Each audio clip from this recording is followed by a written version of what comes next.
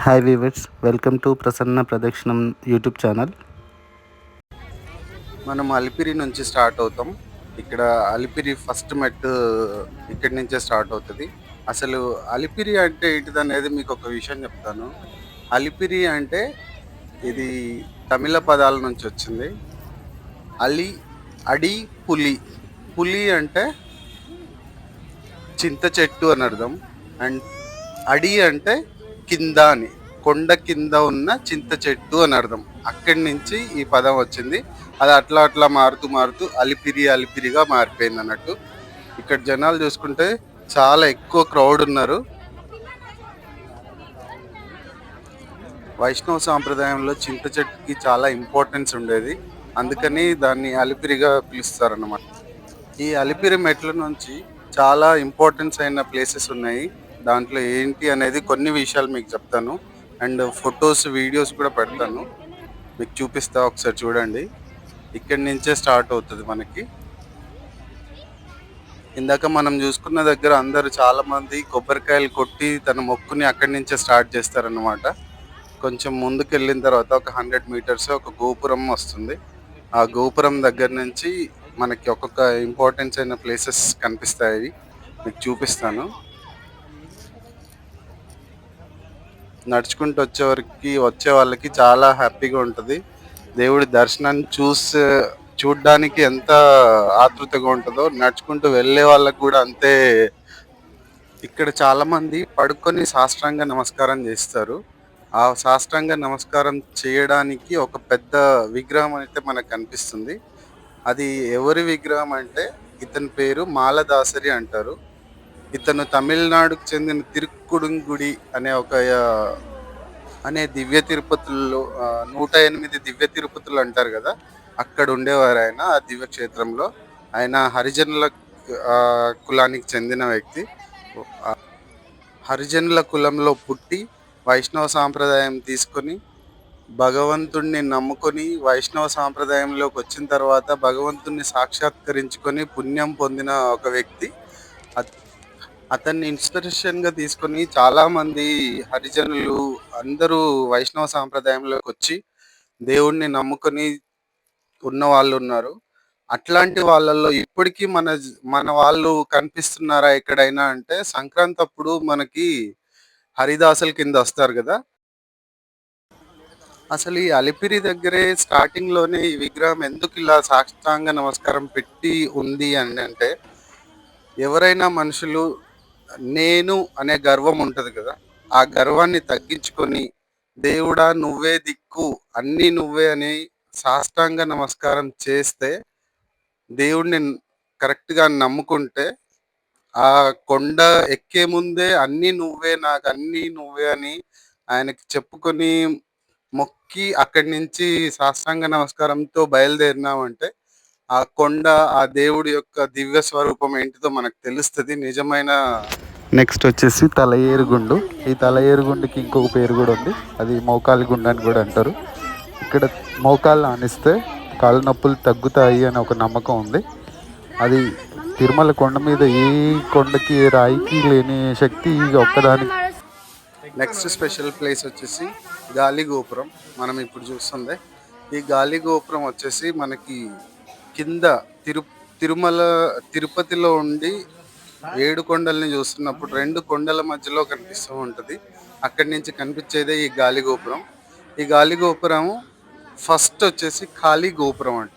దీన్ని వాడుకల్లో మాట్లాడి మాట్లాడి గాలి గోపురం కింద అయిపోయింది. కానీ ఈ గాలి గోపురానికి ఇక్కడ ఒక విశేషం కూడా ఉంది.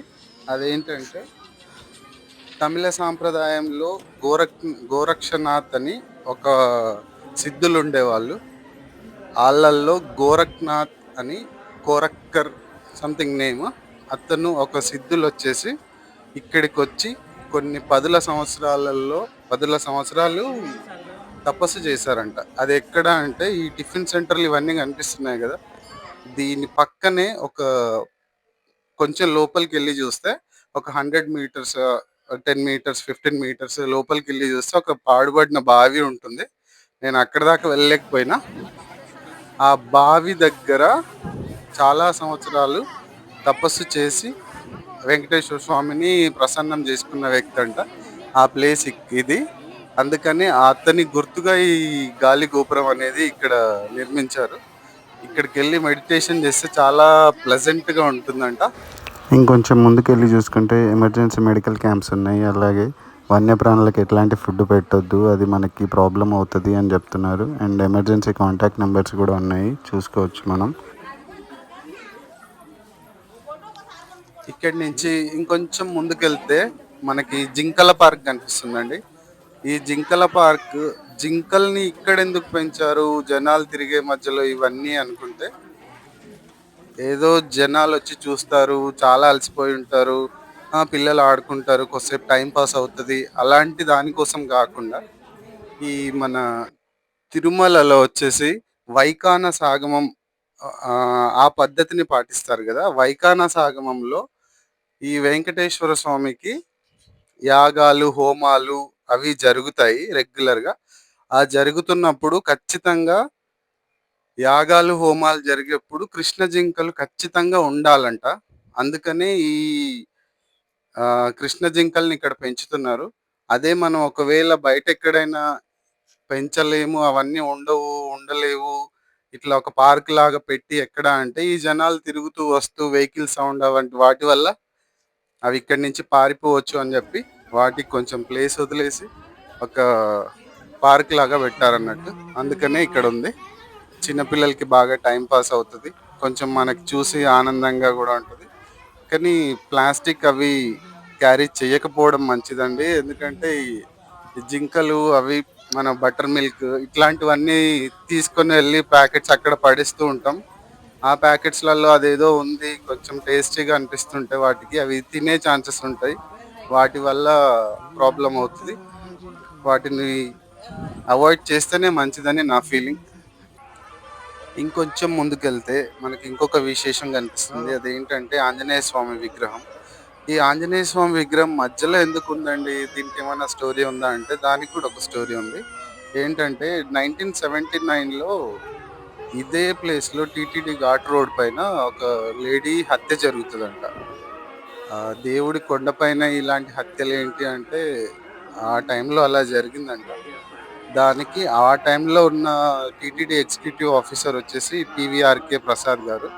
ఆ పివిఆర్కే ప్రసాద్ గారు ఇక్కడ ఏం చేయాలి, ఎందుకు ఇట్లా జరిగింది,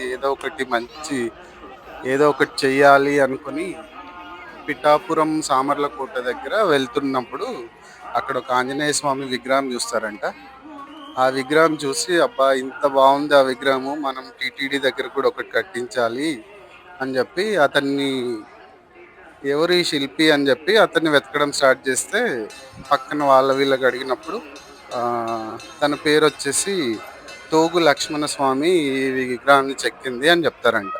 అక్కడ ఆయన కోసం వెతికి ఆయనని పిలిపించి, మీరు ఇక్కడ ఒక విగ్రహాన్ని తయారు చేయాలి, మాకు సేమ్ ఇలానే కావాలి అని చెప్పి చేపించుకున్నారు.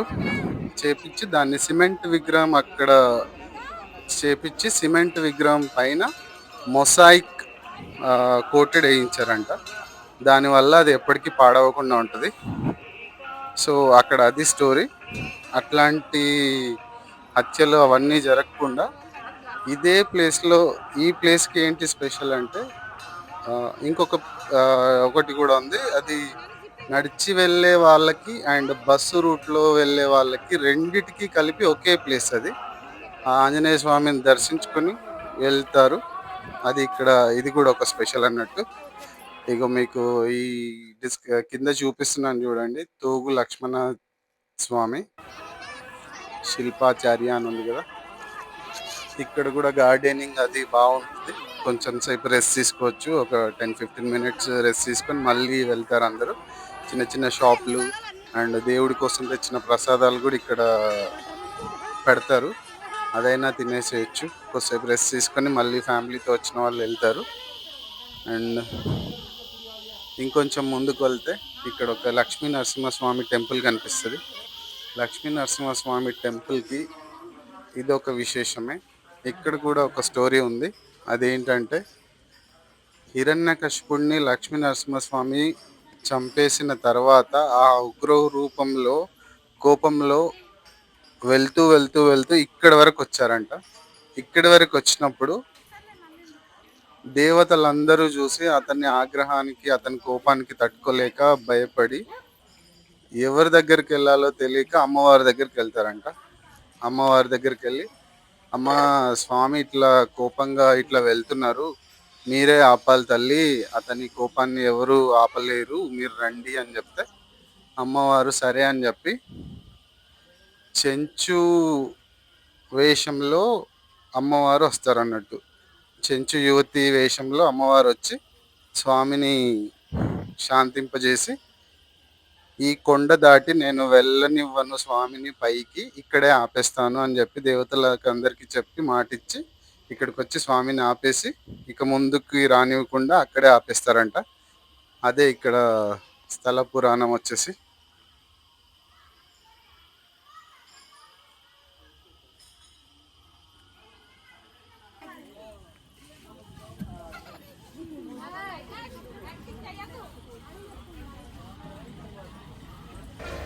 ఇక్కడ దగ్గర నుంచి చూసుకుంటే మనకి ఇక్కడి నుంచే మనం వెళ్ళే రూట్ ఉంటుండే ఇదివరకు, ఆర్ట్స్ నుంచి. ఇక్కడ వెహికల్స్ ఎక్కువ, ఫ్యామిలీస్ నడిచే వాళ్ళు వీళ్ళు ఎక్కువ అవడం వల్ల వెహికల్స్కి డిస్టర్బెన్స్ అవుతుందని వంతెన నిర్మించినట్టున్నారు. కరెక్ట్గా టర్నింగ్ పాయింట్ అవ్వడం, వెహికల్స్ ఏదైనా స్పీడ్గా వస్తే కష్టం అవుతుందని ఫ్యామిలీస్, చిన్నపిల్లలు వీళ్ళు రోడ్డు పైన ఉరుకుతుంటారు, అట్లాంటప్పుడు కష్టం అవుతుందని ఇది సేఫ్ అన్నట్టు. మంచి పని ఒకటి. ఇక్కడ ఇంకొక విశేషం ఉంది, అదేంటంటే అవ్వలి చర్య అనే ఒక లొకేషన్ ఉంటుంది, లేదా అవ్వాచారి కోన అంటారు. ఇక్కడ అవ్వాచారి కోన అనే పేరు ఎందుకు వచ్చింది అంటే, అవ్వాచార్య అనే ఒక భక్తుడు ఇక్కడ ఏమంటారు ధ్యానం చేసుకున్నారు, అందుకని అతనికి గుర్తుగా ఈ పేరు వచ్చింది అంటారు. ఇందాక మనం లక్ష్మీ నరసింహస్వామి టెంపుల్ చూసాం కదా, అక్కడ ఒక విగ్రహం ఉంది టెంపుల్ బయట, అతనే ఇతను అని చెప్తారు. అది ఎంతవరకు నిజం అనేది తెలీదు. అండ్ ఇంకొకటి ఏంటంటే, ఇదే లోయలో తుంబురవనం అనే ఒక ఏరియా ఉంటుందంట. ఆ ఏరియాలో పౌర్ణమి రోజు కొంతమంది వెళ్ళారంట. వెళ్ళి అక్కడ రాత్రులలో చూసినప్పుడు చాలా అద్భుతమైన ఒక గానం వినిపిస్తుందంట. అది వెళ్ళిన వాళ్ళు చెప్పేవాళ్ళంట, ఇప్పటివరకు ఎక్కడ వినలేదు అది అలాంటి గానము, అంత బాగుంది అది అని చెప్తారంట. కొంతమంది ఏమో కాదు, అక్కడ బ్యాంబూ ట్రీస్ ఉంటాయి, వాటి వల్ల చెట్ల మధ్యలో నుంచి వచ్చే గాలే మనకు అట్లా వినిపిస్తుంది, అదేం లేదు అని చెప్తారంట. ఇంకొక విశేషం నేను రికార్డ్ చేయడానికి నాకు కుదరలేదు, నాకు దొరకలేదు. అదేంటంటే ఘంటా మండపం. ఘంటా మండపం అంటే చంద్రగిరి కోట ఉంది కదా, చంద్రగిరి కోటలో విజయనగర ప్రభు రామదేవరాయలు పాలించే టైంలో మధ్యాహ్నం స్వామివారికి నివేదన చేసినప్పుడు అక్కడ గంటలు మోగుతాయి కదా టెంపుల్లో, అవే గంటలు మోగినప్పుడు ఈ గంటా మండపంలో ఒక గంటని ఫిక్స్ చేసి పెట్టారంట. అక్కడ గంటలు మోగినప్పుడు ఇక్కడ గంట కొడితే చంద్రగిరిలో గంట సౌండ్ వినిపించేదంట. ఆ టైంలో మాత్రమే ఆ రామదేవరాయ ప్రభు ఫుడ్ తినేవాళ్ళంట, స్వామికి పెట్టకుండా ఆయన అసలు తినేవాళ్ళే కాదంట. అందుకని ఆ గంటా మండపంలో గంట అది పెట్టారని కొంతమంది అంటారంట. అండ్ కొంతమంది ఏమో లేదు, తిరుమలలో ఏదైతే గంటలు మోగుతాయో ఆ సౌండ్కి ఇక్కడ యాంప్లిఫై అయ్యి ఇక్కడి నుంచి చంద్రగిరి కోట వరకు వినిపించేది అని చెప్పి అంటారంట. అంత దూరం అసలు వెళ్ళగలుగుతాయా అంటే ఏమో చెప్పలేము, వెళ్తే వెళ్ళొచ్చు. ఎందుకంటే మనం గోల్కొండలో చూసుకున్నాం కదా, కింద ఎక్కడో చప్పట్లు కొడుతుంటే పైన కోట పైన వినిపిస్తాయని, అది మేబీ జరగవచ్చు. అందుకని ఇది గంటా మండపం. అండ్ ఇంకొంచెం ముందుకు వెళ్ళిన తర్వాత ఇక్కడ చూసుకోండి, రోడ్డు పక్కన తలుపులు లేని ఒక చిన్న టెంపుల్ కనిపిస్తుంది. ఈ టెంపుల్లో ఏం దేవుడు ఉన్నారు అంటే అక్కగారులు అని అంటారంట. అక్కగారులు అంటే వెంకటేశ్వర స్వామికి 7 మంది అక్కగారులు ఉంటారంట. అండ్ ఇంకొకళ్ళు కింద తిరుపతిలో గంగమ్మ తల్లి అంటారు కదా, మనం గంగమ్మ జాతర అవి చూస్తాం, తను కూడా. అయితే ఈ కొండ ఎక్కడానికి ఈ మన ఊర్లలో ఎట్లా ఉంటుంది, కొన్ని ఏరియాలలో గ్రామ దేవతలు అని ఉంటారు. ఊరి పొలిమేర దగ్గర కానీ ఊరు దగ్గరలో కానీ గ్రామ దేవతలు ఉంటారు కదా. అట్లానే ఈ కొండ మీదకి ఎక్కేప్పుడు గ్రామ దేవతలన్నీ కొంతమంది నమ్ముతారు. వెంకటేశ్వర స్వామికి అక్కగారులు అంటే స్వామికి ఎప్పుడైతే బ్రహ్మోత్సవాలు జరుగుతాయో ఆ టైంలో ఈ అక్కగారులకు కానీ అండ్ గంగమ్మ తల్లికి కింద ఉన్న తిరుపతిలో ఉన్న గంగమ్మ తల్లికి కూడా సారె పంపిస్తారంట. అక్కడి నుంచి సారె పంపించి వాళ్ళని గౌరవించే.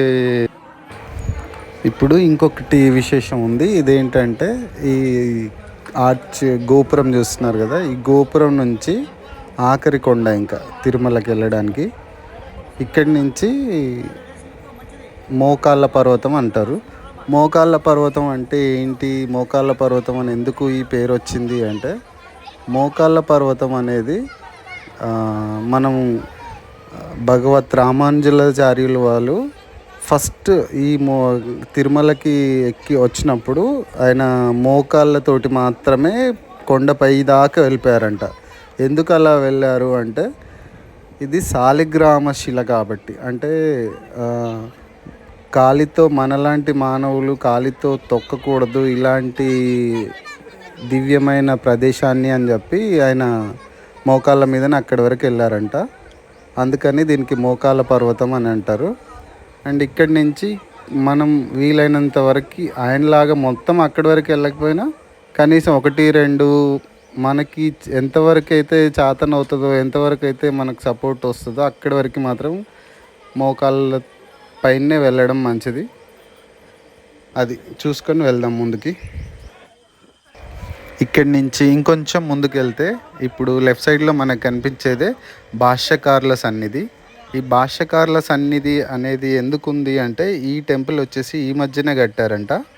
అది రామానుజుల వారు మోకాళ్ళ పర్వతం మొత్తం మోకాళ్ళ పైన ఎక్కారు కదా, ఎక్కినప్పుడు అక్కడికి వచ్చేసరికి ఆయనకి మోకాళ్ళన్నీ చెక్కుకుపోయి రక్తం కారుతూ అక్కడే కొంచెంసేపు సేద తీరారంట. అట్లాంటి టైంలో ఈయన గురువులు వచ్చేసి ఇద్దరు ఉంటారు. ఎవరెవరు, తిరుమల నంబి అనే ఆయన ఒకళ్ళు అండ్ అనంత ఆల్వార్ గారు. వీళ్ళిద్దరూ వెంకటేశ్వర స్వామికి చాలా దగ్గర ప్రీతిపరమైన భక్తులు కదా.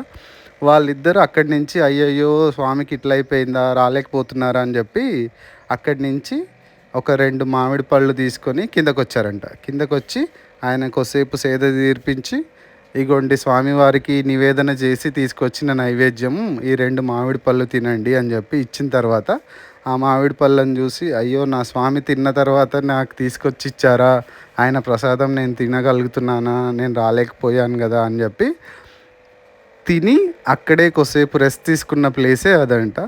తిన్న తర్వాత అక్కడే తను తిన్న మామిడి పళ్ళని ఆ టెంకల్ని అక్కడే వదిలేస్తే అక్కడ రామానుజుల వారి గుర్తుగా అదే టెంకల్ని అక్కడ ఆ టెంపుల్ దగ్గర ఆ ఏరియాలోనే, ఈ టెంపుల్ ఏరియాలోనే ఇక్కడ నాటడం జరిగిందంట. అవే చెట్లు ఇప్పుడు వాటి అంటే చెట్టు పడిపోయిన తర్వాత వాటి పళ్ళయి మళ్ళీ పడిపోయి అలా టెంకలు వచ్చి అవి అట్లనే మళ్ళీ మళ్ళీ పుట్టి పెరిగి ఇప్పుడు ఉన్న మామిడి చెట్లు వచ్చేసి రామానుజుల వారు తిన్న తర్వాత టెంకలో నుంచి వచ్చినవే అంట అవన్నీ. ఈ చెట్లు చూసుకుంటే ఇవన్నీ అవే. ఇది ఒక విశేషం. ఇదే లాస్ట్ అన్నట్టు మనం చూడాల్సింది. దీని తర్వాత నెక్స్ట్ ఇంకా తిరుమలకి వెళ్ళిపోవడం, స్వామివారి దగ్గరికి వెళ్ళిపోతాం అన్నట్టు మనం, అంతే.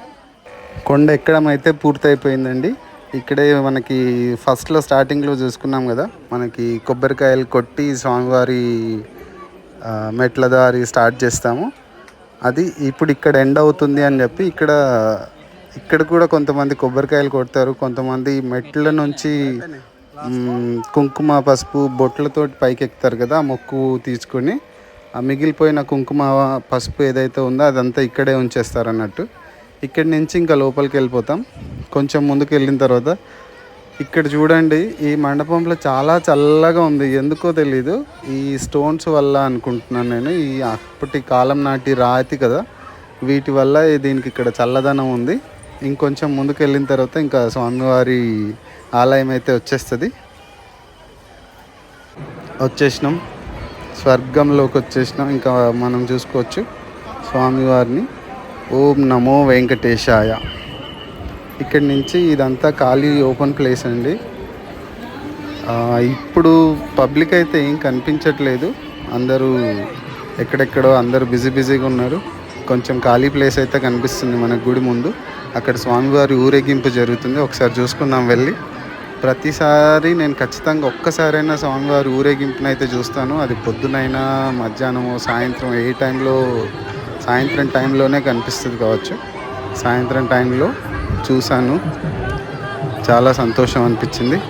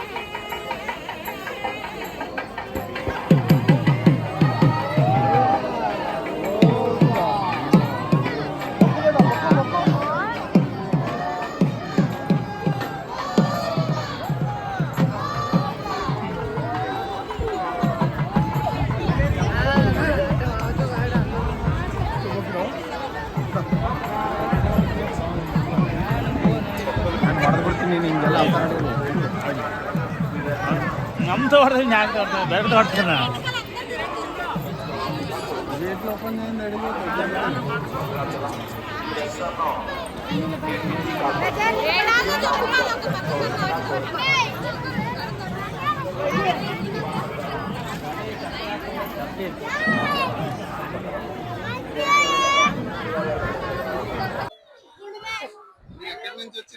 మేము సికింద్రాబాద్ నుంచి వచ్చామండి. చాలా బాగుందండి. మేము పాదయాత్ర చేస్తామని మొక్కకున్నా వచ్చాము దేవుడి గురించి, కానీ అన్ని సౌలతులు బాగున్నాయి ఇక్కడ. మెట్లెక్కి వచ్చాము, పాదయాత్ర నడుచుకుంటూనే వచ్చాము, కానీ ఏ ఇబ్బంది లేదు, దేనికి లోటు లేదు. ఇక్కడ చాలా మంచిగా ఉన్నదండి. 2 hours లో అయిపోయింది మాకు దర్శనం. మేము 5కి వచ్చాము. 5కి వచ్చామండి. ఇక్కడ దర్శనం స్టార్ట్ అయింది ఎన్ని గంటలకి? మాకు 9:15కి స్టార్ట్ అయింది. 10:30 వరకు దర్శనం అయిపోయింది మాకు. చాలా బాగుంది. ఇంకా ఫస్ట్ టైం వచ్చామండి. చాలా మంచిగా అనిపిస్తుంది మాకు. మా పక్కకున్న వాళ్ళైతే సెకండ్ టైం. ఇక ఇక్కడ మాకు చాలా మంచిగా అనిపించింది. ఇంకొకటి ఇక్కడ భోజనాలు కూడా చాలా బాగున్నాయి. అన్నిటికీ ఏ ఇబ్బంది లేదు, అన్నిటికీ పంచున్నాయి. వాటర్ గానీ దేనికైనా కానీ ఏమి ఇబ్బంది లేదండి. మీరు కూడా రావాలనుకుంటే రావచ్చు, ఎవరైనా కానీ. చిన్నపిల్లలు ఇప్పుడు ఉన్న పరిస్థితి ఎట్లుంది? బానే ఉందా? బానే ఉంది పిల్లల పరిస్థితి. అందరికి భయం రావాలా వద్దా అని మరి దానికోసం ఏం చెప్తారు? ఇక భయం పడుకొని ఉంటే ఇంట్లో అయితే ఉండలేము కదా, రావాలి కదా దేవుని దగ్గరికి. पाकिस्तान को मैं भयపెట్టాం కదా మేము ఇండియన్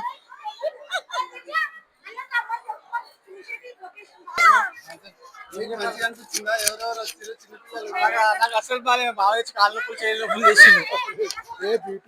నరాలన్నీ నొప్పులు వస్తున్నాయి నాకు. ఎట్లా నడుచుకుంటూ వచ్చారు అందరూ? పాదయాత్ర వచ్చిన ఎన్ని మెట్లు ఉన్నాయి? ఏమన్నా కౌంట్ చేసిరా?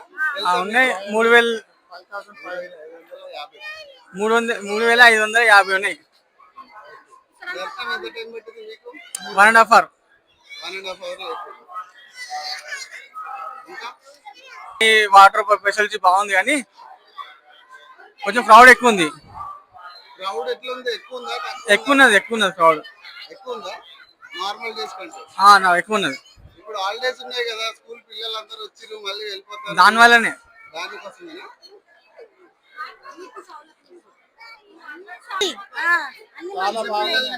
మంచిగా చూసుకుంటున్నారా? చూసుకుంటున్నాం.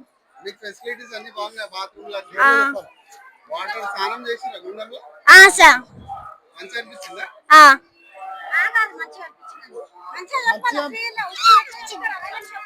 ఫస్ట్ టైం హాలిడేస్ లా మస్తుంది. మళ్ళా హాలిడేస్ వచ్చినప్పుడు మళ్ళీ ఇడికి వచ్చేస్తాం. అందరు మంచిగా ఉన్నారు, అందరం చూసుకుంటున్నాం. నెక్స్ట్ టైం వచ్చేస్తాం. చూడకట్లా మేము వచ్చినామండి మొన్న తిరుపతికి. చాలా లొకేషన్ చూసేటి ఉన్నాయి ఇక్కడ. ఎవరు వచ్చినా కానీ లొకేషన్ చూడకుండా మాత్రం వెళ్ళకండి. డబ్బులు ఎంతకైనా అవసరం ఇక్కడ. ప్రతి ఒక్కరు చూసేవలసింది ఉంది ఇక్కడ. ఏదైనా కానీ భోజనాలు ఫ్రీ, ఏ టెంపుల్ అయినా ప్రతి ఒక్కటి ఇస్తున్నారు. ఏ ప్రాబ్లం లేదు. ఇక్కడ కూడా అన్ని మంచిగా ఉన్నాయి. ఏదైనా కానీ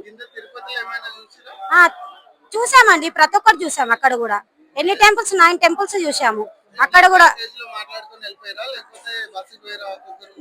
ప్యాకేజ్ మాట్లాడుకొని వెళ్ళినాము. నెక్స్ట్ టైం ఎవరైనా రావాలనుకుంటే మీరే తీసుకొని రండి, ఏదైనా కానీ పర్వాలేదు. ఫ్యామిలీతో వచ్చేట వాళ్ళు ఉంటే చెప్పనా, ఇక్కడ ఫ్యామిలీతో వచ్చిన వాళ్ళైతే ప్రతి ఒక్కరు చూసి వెళ్ళండి. ఆటోలో గానీ దేంతోనైనా కానీ ఫ్యామిలీతో వచ్చిన వాళ్ళు మరవకండి. చూసే ప్లేసెస్ మాత్రం బాగున్నాయి చాలా. ఏదైనా కానీ మరవకుండా మీరు వెళ్ళి చూసి దర్శనం చేసుకొని రాండి. ప్రతి ఒక్క దానికి వాటర్ ప్రాబ్లం లేదు, భోజనం ప్రాబ్లం లేదు, ఏ ప్రాబ్లం అయినా కరెక్ట్గా ఉంది. అన్ని స్పెషలిస్టులు ఉన్నది ఇక్కడ, ఏది ఇబ్బందిగా లేకుండా ఉన్నది. వచ్చినా గానీ అందరు కరెక్ట్ గా రాండి, కరెక్ట్ గా వెళ్ళండి టెంపుల్ దగ్గరికి. అన్ని సౌలత్ ఉన్నది ఇక్కడ. మాకు చాలా బాగా అనిపించింది. చాలా ఫస్ట్ టైం వచ్చినాం కదా, హ్యాపీనెస్ మంచిగా అనిపిస్తుంది. ఎప్పుడు వచ్చినా గానీ ఫ్యామిలీతో వస్తే ఇంకా బాగుంటది, ఇంకా ఎంజాయ్మెంట్ చేయాలని ఉంటది ఏదైనా. ఓకే అండి, థ్యాంక్స్ అండి. చూసారు కదండి, అల్పిరి నుంచి తిరుమలకి వచ్చే మార్గంలో, నడక మార్గంలో ఉండే విశేషాలన్నీ. మీకు నచ్చినట్టయితే ఒక లైక్ చేయండి. అండ్ ఇంకా వీడియోస్ కావాలనుకుంటే మా ఛానల్ని సబ్స్క్రైబ్ చేసుకోండి. నా ఛానల్ నేమ్ వచ్చేసి ప్రసన్న ప్రదక్షిణం. Thank you for watching. Thank you so much. And ఇంకొక విషయం ఏంటంటే, స్వామివారిని ఊరేగించే మాడవీధులలో చెప్పులు వేసుకొని మాత్రం తిరగొద్దండి. నేను కొంతమందిని చూశాను, చెప్పాను వాళ్ళకి. మీరు కూడా చెప్పండి ఎవరైనా ఉంటే.